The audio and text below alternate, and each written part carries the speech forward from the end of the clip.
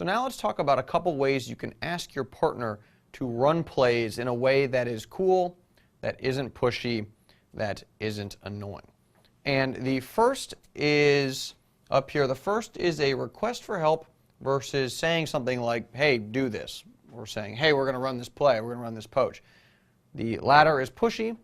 The former, is pretty tough to turn down. If you ask somebody for help, they're going to kind of seem like a jerk if they say no. And if you give somebody a good reason to ask for help, or excuse me, if you give somebody a reason when you ask for help, like a decent reason, it actually doesn't, as we're going to see in a second, even have to be a good reason. People are more likely to comply if you say, hey, help me out because something. The word because is it's actually quite powerful. So let's give you an example from doubles first, and then we'll kind of talk about some studies that have been done to show just how powerful this is. If you say something like, if we've got, don't really have any space up here to draw. Let's say you're a righty and you are on the deuce court and your partner is sort of just hanging out up at net and doesn't poach a lot. And you're serving and the returner is giving you, as you close, a lot of tough low backhand volleys. We've talked about how Bob in this situation, if Mike is serving and Bob's up at net, again at the deuce court, Bob will kind of crowd the middle and try and take away that down the middle shot that would get low to Mike's backhand. That's in one of the free training videos. We talk about that. And you would say, if the opponent was really giving you a lot of these low backhand volleys, as opposed to saying, hey, I either want you to poach or crowd the middle, which again is kind of pushy, you would say, hey, I'm getting a lot of these low backhand volleys. They're real tough. Could you help me out? Could you crowd the middle? Could you poach? Something like that. Again, you're positioning this as a request for help versus saying poach. So it's just sort of a subtle, I'm sure many of you do this already, but sort of a subtle tweak there that has an important sort of, people are going to perceive it differently, I guess is what I'm trying to say. So let's just say you said something like, hey, can you help me out in poach? Versus, can you help me out in poach because I'm getting a lot of low backhand volleys? So it was in that my iPad's sitting over there, so I keep pointing at it. But in that Cialdini book, Influence, I believe it's in this book, there's a study where at this university they wanted to see, basically, they were doing a psychological study, right? Or a study of influence, something like that. And there was this long line, I guess this is back in the day when there was like one Xerox machine in the entire library. So there'd always be this big line in front of the Xerox machine where people are just waiting to make copies. So on sort of day one of this study, they would have somebody go in and try and button line, try and cut to the front. And what the person would initially say is, hey, can I cut in line? And I think, let's just say, I'm making up numbers at this point, let's say that worked half the time. They'd come up and, hey, can you help me out and let me cut? That's okay, that works half the time. Now, the next day, do the exact same thing. There's this long line, but now the request is, hey, can I cut in line because I'm late for class? So the because, just adding the because I'm late for class, jumped the efficacy to like 90-something%. It was a really high jump. I think around 90 is accurate. I mean, it was very effective. Just simply adding the because I'm late for class to the hey, can I cut in line? So hey, cut in line was like 50%. And hey, can I cut in line because I'm late for class, up to 90.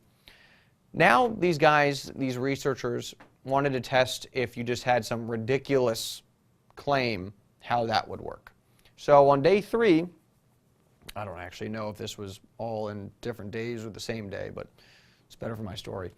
On day 3, people come up and they say, hey, can I cut in line because I need to make some copies? Of course you need to make some copies. Everybody in line needs to make copies. But simply, again, adding the because, and then whatever came after it, in this case, ridiculous request, because I need to make copies, it was still around 90% compliance. People would let these people cut, even though the request was ridiculous, because I need to make copies. Everybody needs to make copies. So what does that mean in terms of getting somebody to help us with plays? Well, it doesn't have to be you don't want to be like, hey, let's run a play because, I want to win this game. That's, that actually might work. But you'd say something like, hey, can we run this play because I'm having trouble with a particular shot, or because I think it would really mess up my opponents, or something like that. It doesn't have to be this like well-researched request where you're really giving somebody a really thought-out process, or like fact-checked or something. You just say, hey, can we run this play because I think it would mess my partner up, or my partner. That would be bad. Hey, can we run this play because I think it would really throw off the returner. That would probably be just as effective as, hey, can we run this play? Can you help me out because I'm getting these low backhand volleys and they're real tough. So you just got to find something in there that's a valid because and tack it on in there. It's going to make it much more effective than, hey, let's run these plays, a request like that. So anyway, request for help, a little bit of tangent, or a little bit of an expansion rather with the because. I think I underlined because here to again highlight how sort of effective that word can be. So now let's talk about handling objections, because a lot of times when you have a new partner, the reason they don't want to run a play is because of a particular objection. And you might have a conversation that goes something like this. So, hey, let's try this, play, whatever. Let's run this play. Partner says, no, I don't like to do that. I don't want to do that because X. Now, X could be a number of reasons. It could be a strategic reason, or it could be a stroke reason. So let's talk about each individually, because I think the way you handle them might be a little bit different. So let's say it's a stroke issue. Well, if it's a stroke issue, then what you would say to follow up, again, you're trying to handle this objection. So let's say, no, I don't, let's say something like, let's say you're playing with a passive Pete, and you are up at net, passive Pete is serving, and you say to passive Pete, well, why don't you serve and volley? And passive Pete would say to you, no, I don't want to serve and volley because I am awkward with the transition game. That first volley gives me a lot of trouble, and I just don't want to do it because, I'm uncomfortable doing that. So the way you would handle that objection is you would first say, I know exactly how you feel. Those first volleys can be tough. You first want to, another way and an alternative is say, you know what, I agree with you.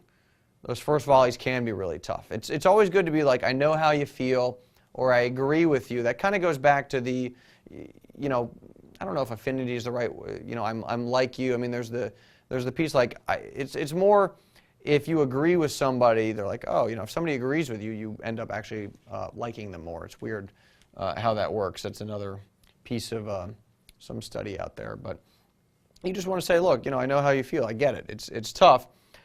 But then you kind of want to, you want to overcome the objection. You say, but I actually don't think the transition game or the serve and volley is going to be that big of an issue. And then you throw in your because why? So, for example,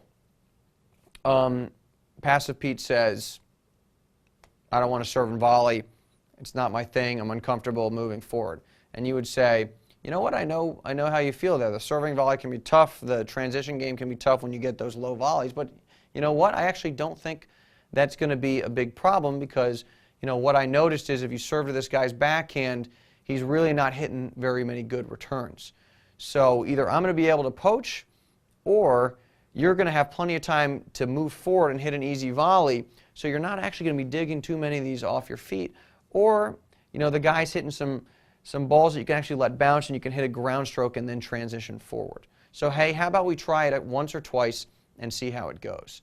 So what I just did there was a couple things. First, I acknowledged, look, I acknowledged the objection. Hey man, I know how you feel about that. And I overcame it by saying, like, look, I don't think it's going to be a big deal because of these various reasons, the because in there. And then I threw in, hey, why don't we just try it once? So you're not making a huge request. Why don't we just try it one time? And, hey, if it doesn't work out, maybe we'll move in a different direction. We'll actually address a little bit later on what happens if it doesn't work out, because one chance is, it could go either way. Any given point might not work in your favor. But the request here is, hey, how about just one time? Let's just see what happens. And person would be pretty unreasonable if they would say, no, we're not going to do it at all. Just, hey, how about just one time? You've given that because I've given you a reason. So, hey, because of this, why don't we try it once and let's see what happens? And hey, we might be onto something. What if this works out? Then we could have a lot of success there. So that's an example of how you would overcome somebody's objection if it's a stroke issue. You just want to say, look, I get it. Some of these shots are hard, but I don't think it's going to be an issue, or there's some other factor out there that I think we should consider. So hey, why don't we try it one time? What happens if it's strategic? I might phrase this a little bit differently because it's, you might have a strategic disagreement with your partner. So basically the format here is you would say something like, the issue here is not your point, it's actually my point. So, and then you would ask him a question, something like, a question about your point to get your partner focused on it, right? So how do we, let's give you an example of that. How would that work? Let's say you want to establish the force field. You want to play aggressive, use the secret sauce, get to net. And your partner wants to hang back, let's say passive Pete again. We'll say in this case is worried about the lob, wants to play back to get a lot of lobs. Doesn't want to get beat by the lob, okay? Doesn't want to get beat by the lob. That's the way to do it. So your partner's like, I don't want to close because then we might get beat by the lob. You would say something like, well, the issue here isn't really getting beat by the lob. It's actually getting to net and establishing that force field, because when we're up at net, we might get beat by a lob or two, but we're actually going to win more points being up there, hitting overheads, getting those secret sauce volleys.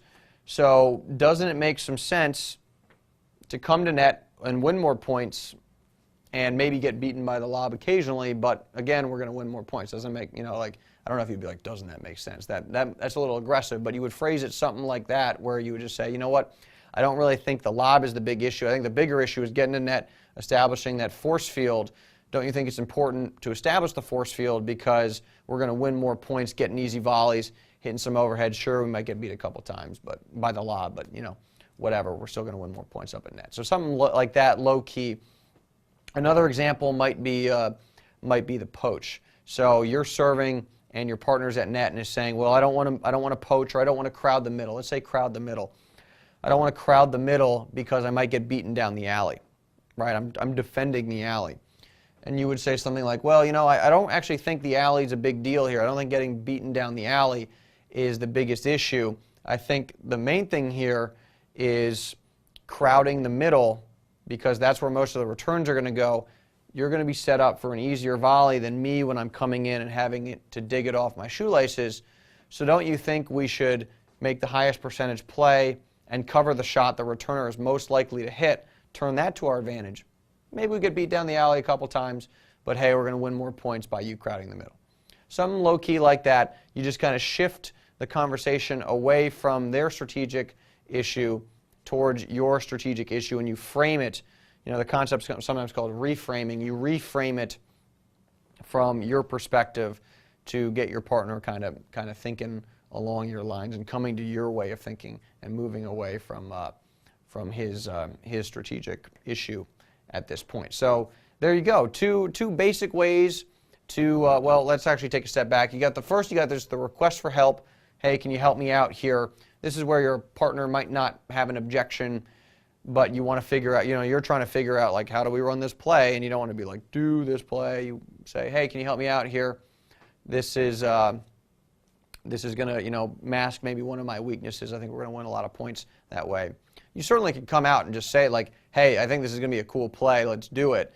And if you've got, got a good connection, your partner likes you, you've got some rapport there, then you certainly can say that. Sometimes the request for help is more effective if the partner's a little bit more obstinate. Maybe you don't know the person quite as well. And then when we get to objections, there's the stroke issue, where you just say, look, to recap, again, I get the issue, but I actually don't think it's going to be that bad because of this reason. So how about we just try it one time or a couple times and see what happens. And then if it's a strategic issue, you say, look, I don't think it's partner's strategic issue. I think my strategic issue is really the issue we should be focusing on here. So, don't you think it's important to implement my strategic issue for the reasons I've laid out, something like that. So you just kind of flip the conversation and have your partner focused on your issue and not his issue.